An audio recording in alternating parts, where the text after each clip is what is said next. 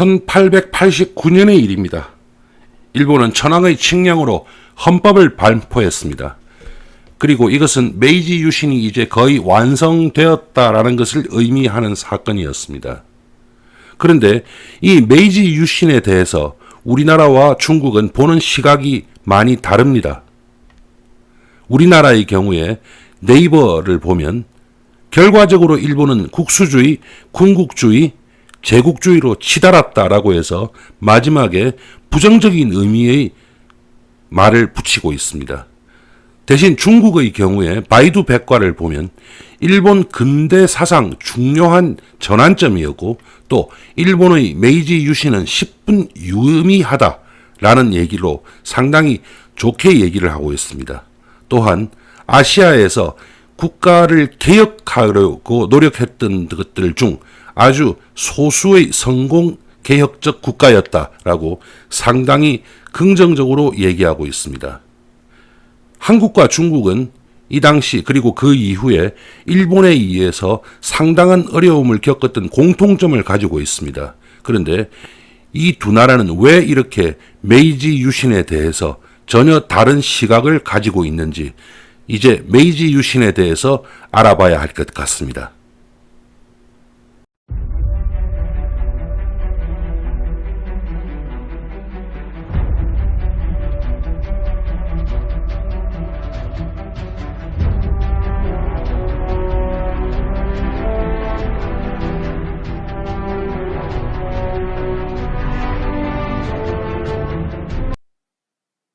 안녕하십니까, 유일입니다. 역사의 변곡점, 이제 총 9번째 편이고요.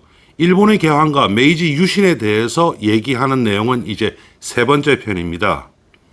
앞에서 티저를 통해 가지고 우리나라하고 중국이 메이지 유신에 대해서는 상당히 다른 평가를 내리고 있다라는 사실을 우리가 알 수 있었습니다.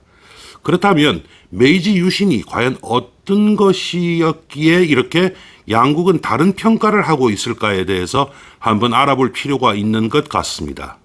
메이지 유신에 대해서 우리가 이해를 하는데 그것을 가로막는 장애 요인들이 좀 있습니다. 제가 생각을 해보니까 먼저 이 메이지 유신을 하나의 사건으로만 봐는 견해를 말합니다. 이것을 하나의 사건으로만 바라보면 메이지 유신에 대해서 이해하기가 어렵습니다. 실질적으로 메이지 유신은 상당히 오랫동안 계속되었고 또 그것을 하나의 과정으로 생각을 해야 되는 것이다 라는 것이 제 생각이고요. 두 번째가 메이지 유신을 정치적인 측면에서만 보는 견해가 있습니다. 그런데 메이지 유신은 국가 시스템 전반을 바꿨던 것이거든요. 정치는 그 중에 일부였습니다.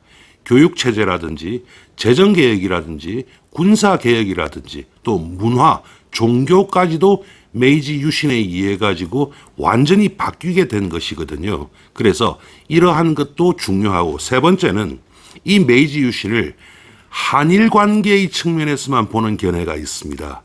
그래서 한국과 일본이 과거에 좋지 못한 역사가 있었고 그것이 메이지 유신으로부터 시작되었다라고 하기 때문에 메이지 유신에 대해서는 처음부터 그 내용을 알아보기 전에 처음부터 감정 섞인 평가를 내려버리고 시작을 하거든요. 이것 또한 메이지 유신에 대한 이해를 가로막는 또 하나의 장애 요인이라고 볼 수 있습니다. 그리고 또 우리나라에서는 독특하게도 이 유신이라고 하는 단어에 집중하는 견해가 있습니다.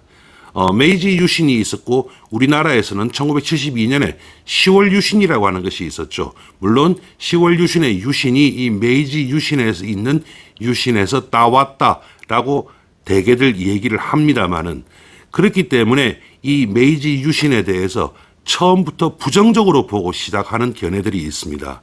이러한 것들을 다 버리고 선입견 없이 메이지 유신에 대해서 한번 알아보면 우리에게 많은 도움이 될 것 같습니다. 네, 티저를 통해서 이미 말씀을 드렸습니다만은 한국, 중국, 그 다음에 영국과 일본이 각각 메이지 유신에 대해서 어떻게 보는가 간단하게 제가 한번 뽑아봤습니다. 일본은 당연히 아주 좋게 얘기를 할 수밖에 없겠죠. 그리고 한국은 티저에서 말씀드렸다시피 먼저 1854년 미국의 무력에 굴복했다라는 말로 시작을 합니다. 그리고 나서 그 뒤에 결과적으로 일본의 근대화는 국수주의, 군국주의, 제국주의로 치달았다라고 해서 상당히 부정적인 의미의 서술을 하고 있습니다. 미국의 무력에 굴복을 해서 문호를 개방을 했는데 이것이 메이지 유신으로 바로 이어졌다라고 얘기하는 것은 조금 한계가 있습니다. 그리고 중국은 일본에 나타난 타라 입구의 분위기라고 하는 말을 하고 있고 일본 근대사에 있어서 중요한 전환점이다라고 얘기하고 있습니다. 그러면서 일본의 메이지 유신은 참 충분한 의미가 있다라고 하고 있고 당시 아시아에서 개혁적 국가를 만들어 보겠다고 한 케이스 중에서 소수의 성공한 개혁적 국가였다라고 상당히 긍정적인 서술을 하고 있습니다. 영국은 또 전혀 다른 형태의 서술을 하고 있습니다. 제가 뒤에 빨간색으로 표시를 해놨습니다만 Industrialized and Adopted Western Ideas and Production Method라고 해서 상당히 기술적이고 또한 상당히 그 경제적인 의미를 많이 붙이고 있고요.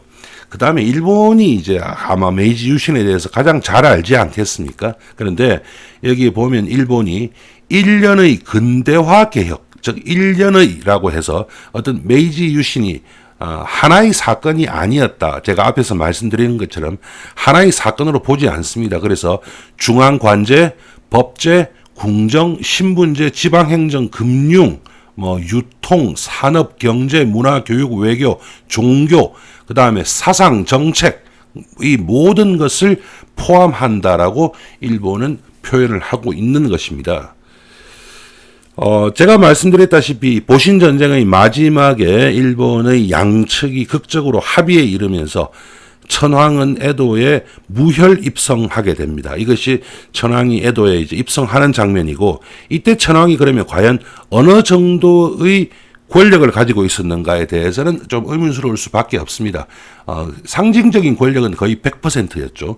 하지만 천황이 실질적으로 모든 권력을 가졌던 것은 아니고 거의 모든 권력은 제가 앞편에서 말씀드렸던 웅번에 의한 이른바 유신지사들이 많이 가지고 있었던 것입니다.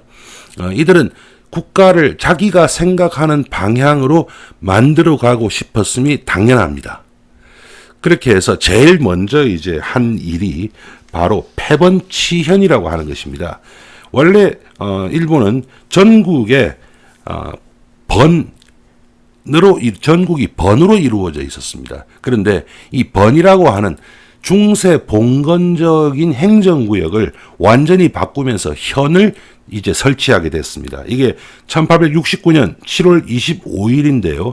이 사건은 이제 판적 봉환이라고 합니다. 그래서 일단 형식적으로 모든 영주들은 자신들이 소유하던 영지를 천황에게 다시 다 바쳤습니다. 쇼군도 바쳤으니까, 막부의 쇼군도 바쳤으니까요. 그리고 나서 이를 기반으로 해서 기존의 번 체제를 없애버리고 모든 행정구역을 현으로 다 바꾸어서 지금까지 별 차이 없이 이어지고 있습니다. 이것이 1871년에 시작을 했지만 끝이 난 것은 1886년, 그러니까 15년에 걸친 장기간의 작업입니다. 왜냐하면 이 당시 번이라고 하는 것은 단순한 행정구역을 넘어서서 기존 정치 세력, 기존 지배 세력인 다이묘들의 경제 기반이었습니다. 이 경제 기반을 다 뺏어버리는 일이니까 쉬웠을 리가 없습니다. 다음으로 했던 것이 표준어 지정입니다.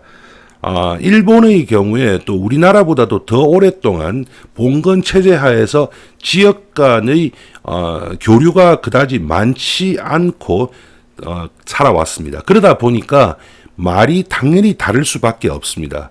그래서 어떤 표준어가 필요한 상황이었는데 그 누구도 자기가 표준어가 되고 싶지 다른 지역 말을 표준어로 하고 싶지는 않았을 것입니다. 그래서 그 당시에 나왔던 것이 바로 동경에, 도쿄에 거주하는 사무라이 계층이 사용하는 언어, 이것을 표준어로 한다라고 결정을 했습니다. 우리나라 같은 경우에 이런 표준어에 대해서 규정이 생긴 것이 1912년입니다. 그러니까 한일 합방 이후에 일본 교육이 들어오고 나서죠. 그 당시에 1912년 4월인데요. 이때 보통학교육 언문철자법이라고 하는 것이 나왔습니다. 그런데 이거는 이제 일본에서 한 게 아니고 그 당시 조선어 학회가 자체적으로 추진을 했는데 이러한 것이 1988년이 되어서 완벽하게 표준어 규정이 다 만들어지고 또 맞춤법 규정도 완성이 되었고요. 북한의 경우에는 그보다 조금 전에 1966년에 문화어라고 하는 것이 이제 표준어가 됩니다. 중국의 경우에 1950년에 이제 간체자가 됐는데 아직도 보통 하는 보급이 완벽하다고 얘기하기는 어려운데 일본이 이때 했던 것입니다. 다음이 일본 제국 헌법에 관련한 이야기입니다. 이제 메이지 유신이 일어나자마자 헌법이 필요하다는 얘기는 어디서나 있었습니다. 당연한 얘기인데요. 그러다 보니까 헌법적인 성격을 가지는 각종의 법령들은 만들어지고 있었습니다. 그리고 아주 재미있는 얘기인데 일부 지식인들이 사이헌법이라고 해가지고 우리는 이런 헌법을 가져야 한다라고 해서 자기들이 마음대로 헌법을 막 만들어서 내놓기 시작을 해요. 그렇게 해가지고 1874년부터 아주 많이 나왔습니다. 그러니까 천황이 1876년에 칙을 내려서 헌법의 기초를 만들어라 라고 했는데 제일 처음에는 천황 쪽으로 거의 모든 권력이 다 가는 형태였습니다. 그러다가 우리가 잘 아는 이토 히로부미라고 하는 사람, 이토 히로부미가 실권자가 되면서 권한이 의회에 많이 주어져야 한다라고 하면서 영국 수준의 입헌 군주제 비슷하게 갔던 겁니다. 그러다가 보불 전쟁이 일어나서 그 당시 프러시아, 지금의 독일이죠. 프러시아가 프랑스에게 이기는 일이 벌어졌습니다. 그러면서 황제의 권한이 다시 좀 강화되는, 즉 독일 제국 헌법을 상당히 많이 따라가는 형태가 생기게 되었던 것입니다. 이렇게 해가지고 1889년 2월 11일 천황이 칙령으로 헌법을 선포합니다. 그리고 이것이 동아시아 최초로 근대적 형태의 헌법이 됩니다. 그래서 지금 오른쪽을 보시면 대일본 제국헌법 해가지고 제1장이 천황이지 않습니까? 그래서 1조에서부터 쭉 해서 대일본 제국은 만세 일본의 천황이 통치한다라고 이제 시작을 합니다.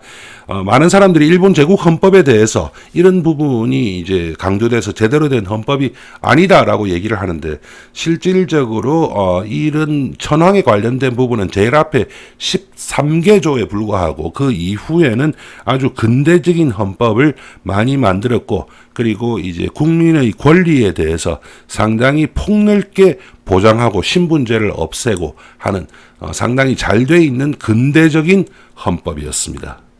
네, 말씀드린 것과 같이 메이지 유신은 어떤 하나의 사건이 아닙니다. 일본이라고 하는 나라를 완전히 바꿔놓은 일련의 과정들이라고 저는 정의하고 싶습니다.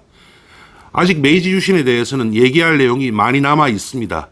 오늘 이 편에서 말씀드린 것 외에도 교육개혁, 군사개혁, 또 재정개혁이나 경제발전, 그리고 종교개혁, 그리고 조금 더 멀리 가면 메이지 유신과 그레이트 게인과의 연관성에 대해서도 얘기를 해볼 수 있는 것입니다. 이런 얘기들을 또 엮어서 다음 시간에 또 진행해 보도록 하겠습니다. 여태껏 들어보신 내용 좋으셨으면 구독 그리고 좋아요 꼭 눌러주시면 큰 도움이 되겠습니다. 다음 시간에 뵙겠습니다. 감사합니다.